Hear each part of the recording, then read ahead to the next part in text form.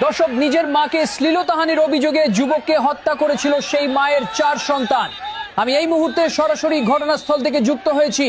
আজ তাদেরকেই গ্রেফতার করেছে পুলিশ। আমার পেছনে যে 4 যুবককে পুলিশ গাড়িতে তুলছে, তাদের অপরাধ, তারা রাষ্ট্র বা সরকারের ওপর ভরসা না করে নিজের জন্মদাত্রী মায়ের ধর্ষককে পিটিয়ে খতম করেছিল।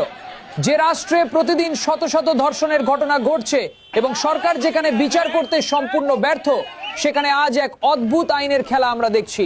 আমরা কি ভুলে গেছি রামিজ শাহ কিংবা আছিয়ার কথা?